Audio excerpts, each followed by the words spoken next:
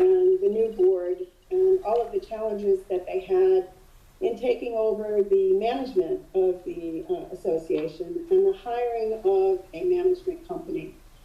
And everybody knows when you hire a management company, you have to pay for those services. It's a large corporation, there's overhead, there's a lot that goes into that.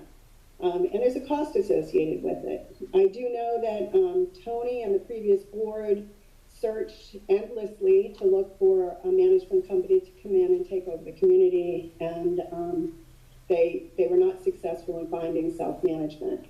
The new board came in, they hired Castle Management. There was significant increases in insurance, which at the time in April, they understood that there was going to be a special assessment in order to make up the shortfall in the budget for insurance. And then, of course, when you hire a management company, you have the management expenses. I'm not sure if you all know this, but our property manager, her salary is $85,000. Her burden rate, which is her overhead for her taxes, is 29%, and then she gets $750 a month for insurance. And so that total is about $117,000 to manage this property 5 days a week. That's a lot of money, but it's a big job, and that was what was necessary for this board to make sure that things kept on ticking. In addition to that, we have to pay a $48,000 overhead, and that is for mailings and accountants, and it's just what you get when you hire a management company. That's what it costs. So in addition to that, we had our insurance, which went up about, I want to say, $300,000. So that's why your assessments have gone up. What I was not happy about was the lack of answers or to questions that I had. I sent endless amounts of emails to the management company and the board, and little to no response. I couldn't get answers as to why we needed to replace our roof this year without explaining the 50-year inspection report. I couldn't get answers as to what was being done to negotiate our internet and cable, which contract is going to be up at the end of this year. I couldn't get answers to questions as to why I was not getting any communications from the management company. They had me listed in their system as a tenant and not an owner. I started receiving a lot of complaints about people's assessments not being deposited properly. They had to call numerous times. They had to show checks that were not being deposited that were already cleared in their bank. There was just an endless amount of issues that I thought were a result of improper management and, quite frankly, improper oversight and attention from our board. I felt as if, and these are my personal feelings, they may or may not be adequate or correct, that they handed off the responsibilities for managing our property to a management company that wasn't very well versed and isn't very well versed in the Florida statute for managing an association. And so I decided, it's falling on deaf ears, I'm not getting any answers, I may as well step in and run for the board, because I don't have a voice to this board or this management company without having a seat at the table. So my expectations are to sit on the board, to take a look at the highest ticket items, our management fees, our insurance fees, our cable, the capital expenses. And don't get me wrong, I understand that there are major investments that need to be made in this property, and we are going to have to pay for that. But I feel like we all should have a say in what that investment is and how we prioritize that work. And we should all be able to be afforded the opportunity to budget those expenses that are going to be coming up.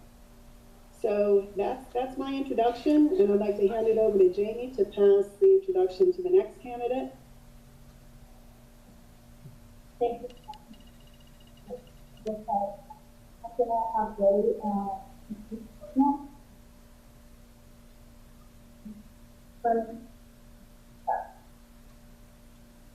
Well, good evening, everybody. My name is Ray. But to give you a little bit of background, I don't know why am I doing that.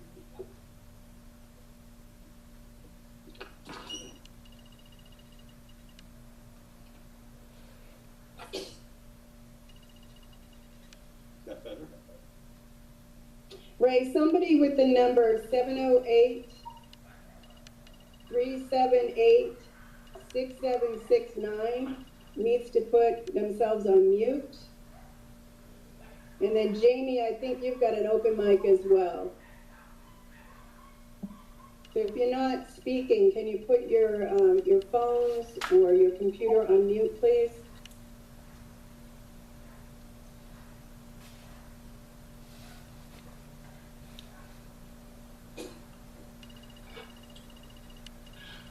I think because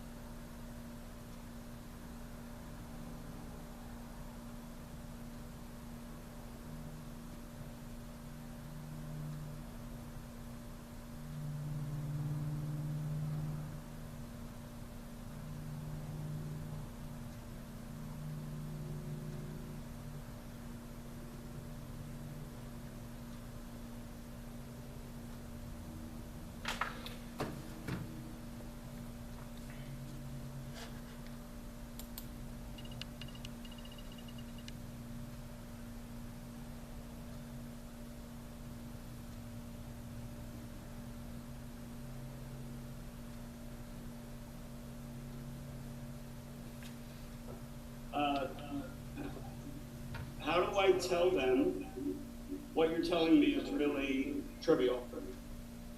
Because it's clearly not if it's bothering you. So they've been abandoned. I've been at River Shores board meetings where several residents have spoken up and said, I've called the management, I've emailed them, they don't respond to me, I've knocked on the door, they're not in the office.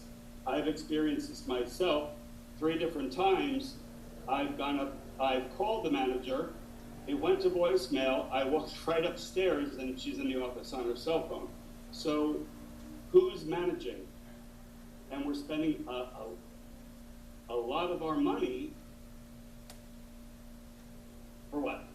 So again, echoing a lot of Maureen's words, you know, the assessment, to the best of my knowledge, we were paying for the additional charge for the insurance that we had to pay in 2024. That wasn't for the entire assessment, nor did the management company make it aware what the rest of the assessment was for.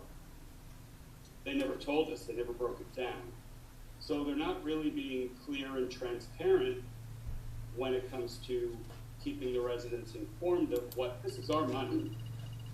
We're paying, I'm paying this money out, you're paying this money out every month, I wanna know where my money's going. We all have that right to know that. So, you know, these are the things that I feel that I could bring something good and beneficial to the table being on the board. I'm present, I'm here all the time, I see what's going on.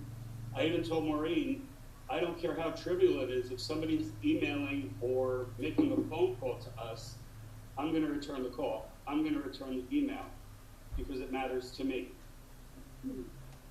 Everybody matters. So, and in my personal opinion, this present board, nobody matters. If there's any residents here that disagree with me, please feel free to speak up and say what you feel. That's why we're here. So with that, that's pretty much it. I'm going to pass it on to Jamie. I don't know if you want to take your turn. Thank you. Thank you, everybody.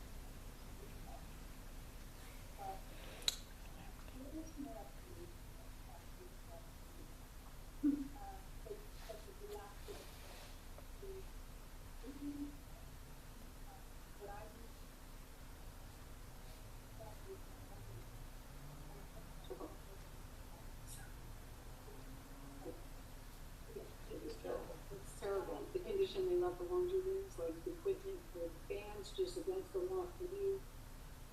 Laundry machines, I called, I took pictures. I mean, I almost fell and tripped over it. I could have cut myself. And Avon, they just, so apparently a certified electrician was there doing the electrical work, and they left all the crap in the laundry room. Yeah, there are several things, but that's just one of the biggest ones I've seen. I'm sorry. Oh, that's okay. You're fine, man. So yeah, vendor management is a big one. But basically, I am running because I feel like this is a board that listens. I don't feel like the current board, like there's like a bare minimum, and I understand that not everyone has the time to constantly be responding to everyone 24 hours, 48 hours, I understand, but like there have been weeks, months. It's not a small, like, okay, it was like one time with this one person. I've heard this like 15, 20 times. I've experienced it myself. Weeks later, something going to happen.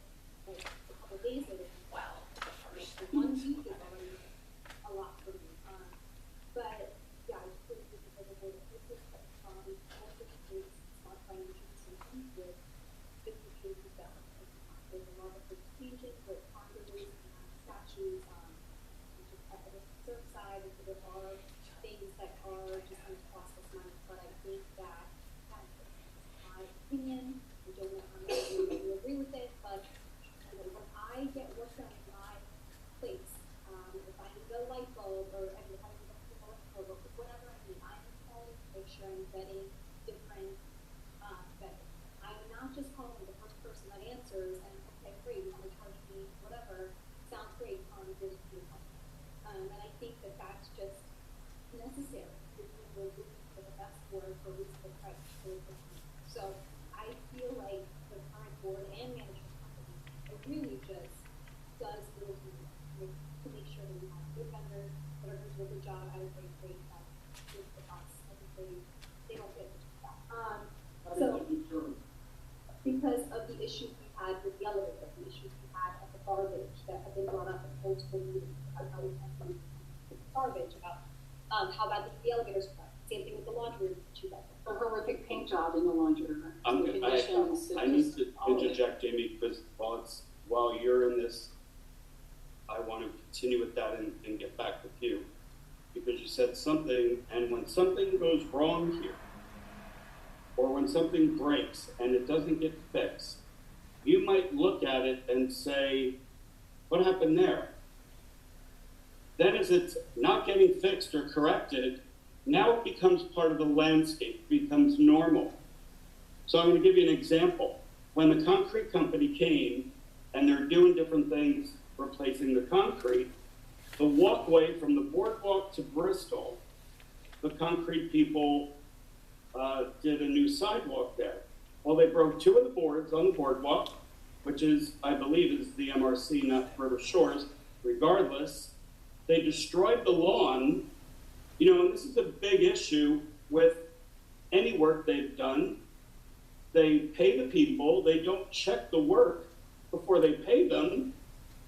And then the vendors or whoever they are, handyman, plumbers, they leave. And then it wasn't done right. And they've already been paid. You think they're going to come back? So the boards are broke. Again, I walk my dog many times a day. Boards are broke, the boards are broke, nobody's fixing the boards. Okay, that's become normal. Well, somebody's gonna fall and break their ankle. So then they put an orange cone over it. Day after day, there's the orange cone. Now that orange cone has become the landscape, and you just don't see it anymore.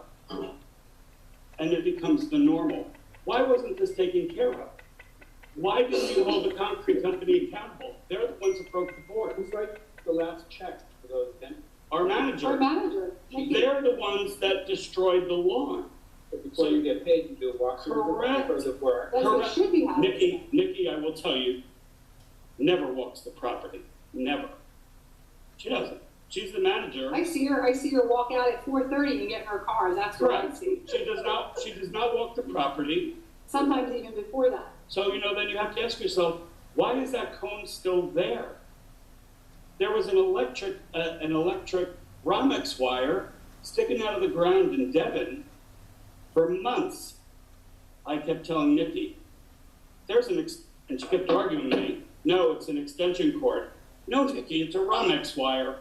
If a kid pulls on that, or somebody drunk comes in and they're going to get electrocuted and we're going to get sued. So she never did anything about it. I finally had to make a complaint with the City of Oakland Park to their code enforcement. They came out and made them do it. It's the same thing with the elevator. When they took, and you know what, in 30 years in business, and I always told my employees this, you never put down somebody's work to elevate yours. And this is not my intention to do so. I'm just pointing out to you the ineptness and the inefficiency of this board and of this management company. When they put the new laundry machines in, they tore up the floor in the Devon elevator. There was a piece of molding, a threshold molding, but it was gold, that in the entrance to the ground floor in the elevator, it was mangled. They destroyed it. They destroyed the floor. They destroyed everything. And I had even said to Frank, who's the president of the board, did anybody oversee this? Well, I was with them. And this is acceptable? No, we're going to fix it. Why did it happen in the first place? Why do you have such disregard? This is my property. This is your property. Are you paying an HOA? Are you paying an HOA? This is our property. Let's be respectful of that. And if a mishap happens, then it needs to be corrected at their expense, not mine, not yours, not yours, not yours, nobody's. How many months ago were the machines replaced? The elevator floor is still ripped up. There's no molding. They never fixed the molding, so all the gravel and debris keep getting stuck in the rails of the bottom of the elevator. The elevator failed inspection back in August. Has it been fixed? Who knows? Has it been re-inspected? No. So Well, they have been working on all fair. Hey, Ray, I'm going to ask that we get back on Well, target. Some of these projects have been, But but it here's- takes some time. I Hey, Ray, understand Ray, that. I let's- totally understand that. But how many times does the elevator people have to come back to keep addressing the same issue? So maybe if you're not correcting the issue properly, time to get a new elevator company. But also like, Yeah, go back. I just wanted to point that out. the communication, right? So it's like, we could talk about, this is like, again, my biggest thing is financial transparency and communication. It's just like disregard. And it's a lot of money. It's like taking it out of this level, it's just like not even getting it.